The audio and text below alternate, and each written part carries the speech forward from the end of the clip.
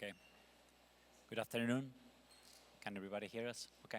Well, thanks, Exito, for giving us this opportunity to have a little conversation about what we believe is going to be the future in terms of security in the post-quantum compute era. And we have a couple of questions that I would like to present to my partner here in this fire chat. Of course, as you can see, it's only both of us.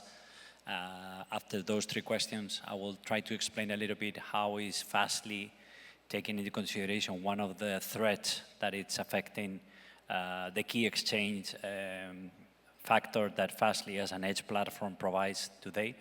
And then afterwards, I will open the floor for any Q&A. Okay, so moving with the first question. Thanks so much for coming. How can organizations with limited resources build effective security postures without over-engineer or excessive costs? Thank you, Daniel, and thank you everyone for attending. Assalamu alaikum wa rahmatullah, massakum Allah bil khair jami'an, and good afternoon.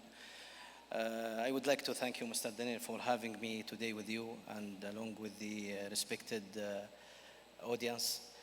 Regarding the limited resources organization, I would say that start with basics. Start with basics means that try to start with the concepts that will cost us almost with no fees. Like, for example, applying strong password across the organization, across the user accounts, etc. Applying the multi-factor authentication across the most important platforms and the most critical, let us say, systems and databases. Ensure that your operating system, your databases, your devices, along with the boxes, etc., across the organization are patched and updated all the time and on time. And at the end, we can say that we have to ensure that you have repeated and frequently, let us say, awareness sessions applying across the entire organization staff. If you have applied all those concepts, I'm sure and confident that a solid defense, let us say, foundation will be established within your organization. Okay, thanks so much for the clarification. Moving on into another question. In more towards early stage organizations, considering an early stage organization and how they wanted to, how should they balance their cybersecurity maturity moving to be able to control that? And what will be the first three priorities to build a path towards having cybersecurity being scalable towards the security foundation? Yeah, security is important, but if you would like to prioritize the most important actions or concepts that we need to take care of, let us focus first on the foundations. If we talk about the foundation, we will talk about defining the roles, the responsibilities, along with the policies. If we set all those three most important things, we will be able to have the foundation of governance. Secondly, we have to focus on the assets. Your assets, I try to identify them, ensure that all of your assets are identified and understood, and at the same time, make sure to apply essential security measures upon them. And lastly, we can say that ensure that you build visibility and monitor upon those systems so that you will ensure that your systems and everything is secured all the time. If you prioritize and take those three prioritized, let us say, concepts in consideration, again, it will lead you to a strong and scalable foundation of security. Yes, sir. Yeah, I fully agree with you. Asset management is one of the most critical items, because even if you build up the best security policy in place, right. if you don't have the capabilities to guarantee that all the assets are under control, it's true, we will be failing there, that's for sure. Okay, I want to ask you now, based on your experience, what advice would you give the frontline leaders responsible for driving security adoption and culture across their teams? Yeah, I would say, make it simple, make security simple as that. Why? Because if you simplify the thing, anything new for anyone, for the first time, it's difficult to understand sometimes, for accommodate, for comply, and sometimes for apply the related matters. So in that case,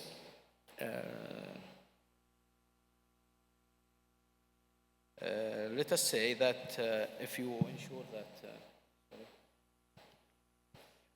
yeah, so as we said, make sure that you simplify the security to everyone in your organization, so that by cultivating and simplifying the concepts of the security to them, ensure to spread the culture of the security across the organization through the digital channels along with the physical channels, and that by sending notification from time to time through the emails, let us say, and across the physical available, let us say, locations within the organization, the most common places that the people use to come and to sit in, so that it will have a lot of awareness, let us say, notifications and advices they can gain more information about. Again, and at the same side, we need to let them also feel the importance of the security. Why we supposed to make sure that our security aspects are within the higher measures? And let us say if we didn't apply or comply with such a security measures, what will happen? What could happen to us? If they understand that, believe me, they will have, and we will have, again, at the end, as an organization, a solid foundation of security. Also, I would like to explain that it's better for all the time to explain to them why we are doing this, instead of forcing them to do it. Forcing the people sometimes to do something without letting them know why they are doing this will not add value to them, or will not get their respect to that. As a small example I would like to highlight here, it's consider our homes or houses as the organization and our family member as the staff organization. I'm sure that every family member, including the kids, will ensure that their house are safe all the time by keep the external doors closed all the time. Not even that, but sometimes it will go to ensure that they have double lock the key, latched even the door at lately night, so that to ensure that their door or their house are safe all the time. And why they are doing that? Because they have the sense of responsibility. And from there they got from their parents. So try to do the same within your organization, and believe me, the entire staff will do the same, and you will have a good foundation at the end. That's a great thought, and thanks for your clarification and explanation. I truly believe that security awareness is vital for any corporation or any organization, no matter what size that we're talking about, that everyone is aware, because the numbers are telling us that 80% of the threats are usually coming from inside.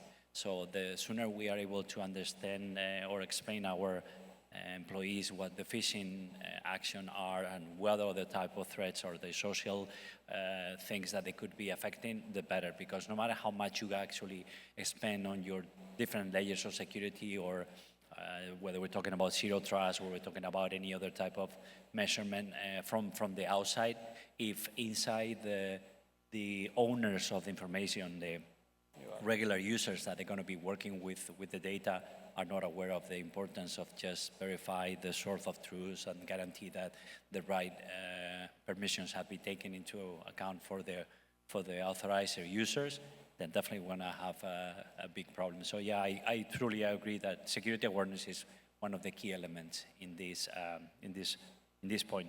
At this point, I want to explain a little bit regarding more towards the quantum computing, what is the threat in the future. It's true that still today those quantum computers are not something that anyone can purchase and have running around on a basement. But nevertheless, the National Institute of Security already a couple of years ago launched a call for papers to replace the current certificates that everybody's using. Fastly is already working with MLKAM, which is the replacement for RSA. These are the key exchanges that everybody's using on today, or most known as TLS or HTTPS. These type of security certificates, RSAs, with the size of the encryption, the method we use, they cannot be actually break by regular computers, but it's true that quantum computers could be able to manage that in a very easy way.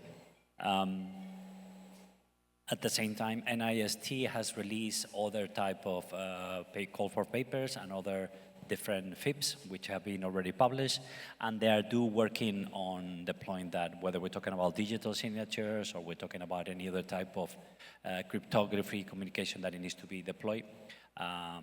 So I'm in general positive about what we're going to be able. So there's probably going to be a lot of threats with post-quantum era computing, but I have to say that there's a lot of too many businesses running and relying on digital signatures as well as cryptography communication on a signature-based approach, which is going to give us a lot of learning process. And I was discussing with our product manager regarding what's the traffic we're seeing in terms of our global edge network that we have. And currently only 30% of the certificate exchange we are seeing are reaching the post-quantum cryptographic level of protection. So meaning that still a lot to be done, which is normal. It's something that is going to be, it's a threat for the future. It's not a threat that we have to be fighting in today, which is a little bit of what we also discussed from the corporation. But at those 3 points we touched base today, I think it's important to mention that the post-quantum computing will be challenging a lot of the current business that we are, or process we're running. But from the security perspective, I think there's already great companies and great partners that you can build your trust with. So at this point, if anyone has any Q&A for that wanted to discuss, sure.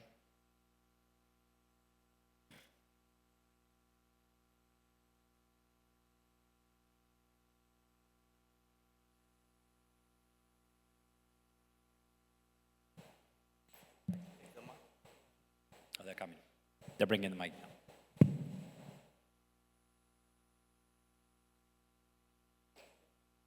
Okay.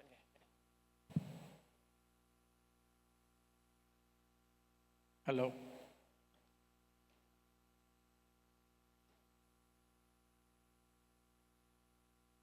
Assalamu alaikum.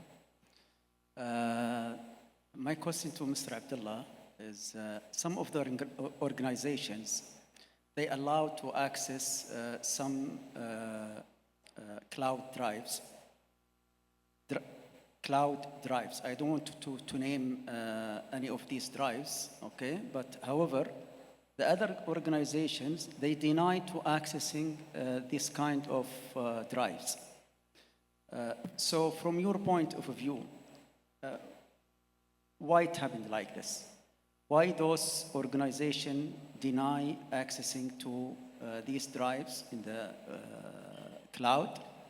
However, the others, they allow accessing to this kind of drives. Yeah, if I understand your question,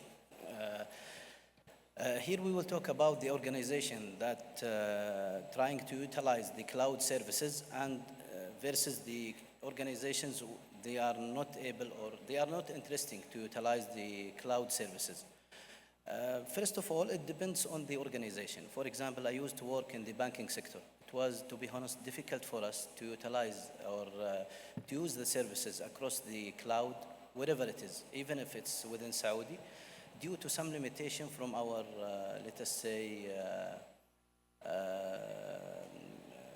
SAMA, for example, for the bank sector. Again, and for the same side, if we talk about the government side organizations or the authorities, for sure they have also to respect to the and comply to the what we call it let us say الامتثال يعني will comply with the instructions that they get from the يعني الجهة التشريعية اللي تشرع لهم. Again, at the same time, we used to sometimes provide something called exemption letter. If we get that exemption letter from, let us say, NCI, we will be able to utilize or use the services across the cloud from يعني, at any time, even if the, let us say, the cloud services or the data center of the cloud services is not located within Saudi.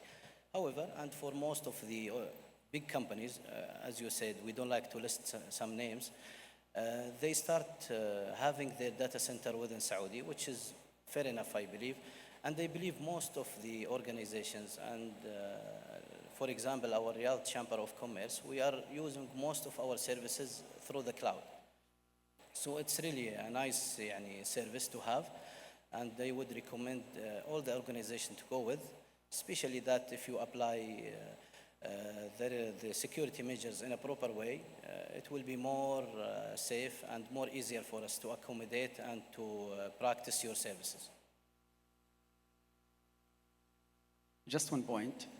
Do you believe those organizations who is denying accessing these kind of drives, are they weak from security tools, regardless the compliance?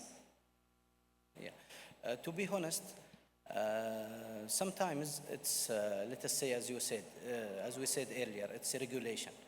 And from other perspective, it's depend on the higher management, let us say the CIO, or sometimes depend on the CEO himself. Maybe due to the confidentiality of the data or the information they are having, they don't like to go with the cloud to ensure that the information of their customers, let us say, are in a safe place. However, moving to the cloud, as I told before, it's something good to go. And if they have a session with one of the consulting companies whom providing the cloud services, I believe they will try their best to convince them that they are safe and it's safe to go with such a service.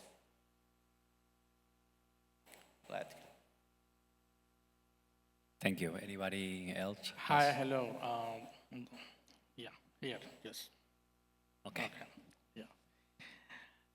My first question is, as Mr. Abdullah has told that using cloud services is good, wherein it is fully secured with WAF and many cybersecurity tools.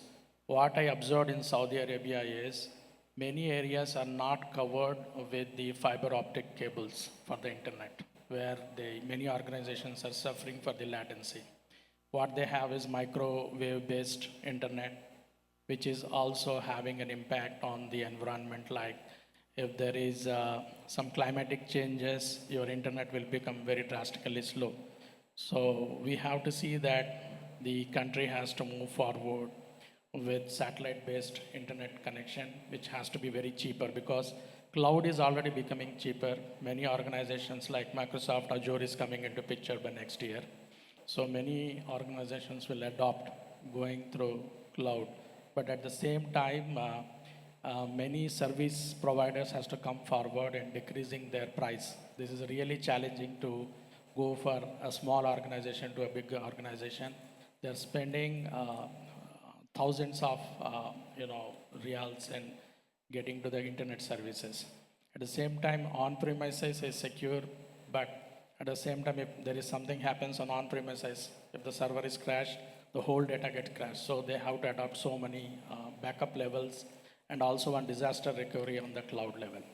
My second question is, since we are going through the quantum computing, there is quantum computing coming, like now AI boom is going on. In the next 1 to 2 years, this AI boom will drastically decrease because quantum computing is going to take over. So the security levels will be always on a quantum compliance-based securities will come into picture. So again, the organizations has to change their threat levels and they have to adopt the new technologies. So the organizations or the software companies or the cybersecurity companies has to balance in providing these solutions at a very cheaper rate, wherein high security levels can be maintained by every organization, wherein a small organization or a startup company they can adopt these levels. Yeah. Thank you so much. Okay, if you allow me, Mr. Daniel, I'll take the first question. Yeah, I used to work, as I told before, maybe in the bank environment for almost 20 years. And then I have moved to Riyadh Chamber. So I have been in one private sector organization and again in one similar to say government one. During my work there and during our entire branches across the kingdom, we were able, to be honest, for most of the sites, most of the cities, especially Riyadh and the main one, to provide the fiber optic data circuits within those branches. To be honest, I think STC and other, I don't like to say or mention one of the companies, but etc., all service providers, and the most, let us say, about the most biggest company one, they will be able to deliver, I believe, the fiber service to your organization as long as there is a need. And when we moved, as I told before, to the semi-government organization, we use again to have a service specialized. It's for most of the government sites called, they call it My Phone. It's again fiber optic service linked our, let us say, head office and our branches with the cloud services here in Saudi. They call it Deem Cloud Service. So again, if you are located within Riyadh and within the main cities, and even with faraway sites or cities, not the far away, because they might have limitation because of the distance, I would say that you will be able to subscribe with the fiber service, especially with the biggest service provider here in Saudi. And for the others, if you will not be able to find, as you said, because of the, let us say, other services like, or other data circuits like Internet One or etc., I believe you have to double confirm, because the security is really a valid or a strong element that you have to take care of. That's it for...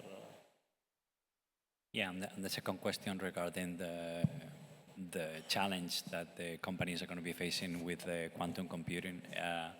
I think in terms of the threats from breaking what is today something that we understand is secure in any secure communication that we have established and we use normal on a day-to-day, there are two important points. One is the adoption of the software providers to the new standards that they have been released. They are available today. They are even migrated to many platforms, so it's just a matter of starting to actually see the growth of that. From providers like ourselves, we keep an eye on how things are evolving, and we provide help to those that they need to, as we have done with all the different versions of TLS in the past. So that's from the software perspective. I think it's a little bit more challenging from the hardware devices, that they're probably going to have to be migrated from example, when we're talking about hardware that includes digital signature, signing and things like that. That's going to have to be a fleet replacement across, and it's going to be a little bit more complicated to migrate end to end. But this is something hardware providers already are aware, and they're working in order to make sure they're prepared that.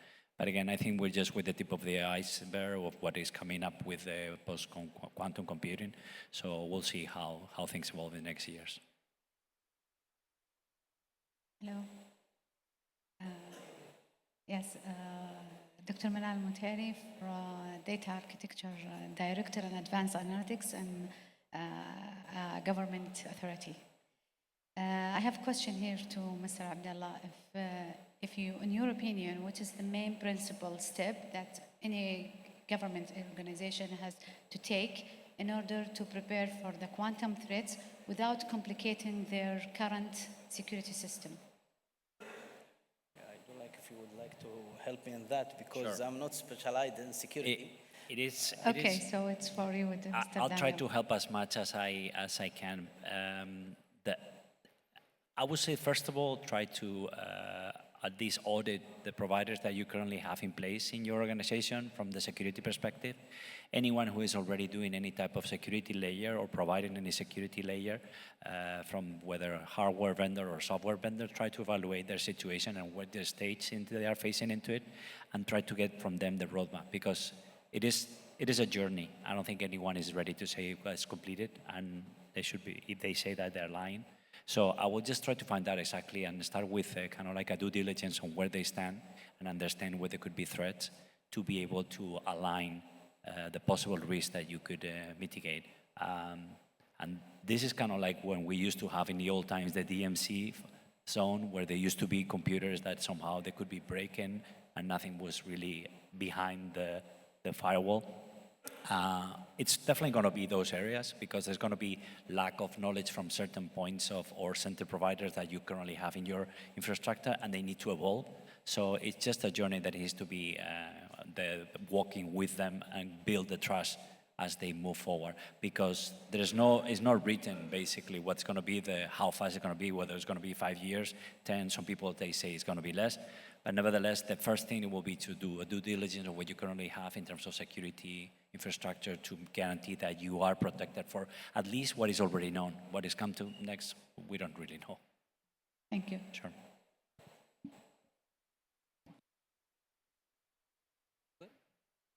Okay, thank you so much. الله يعطيكم العافية. شكرا جميعا. Thank you so much.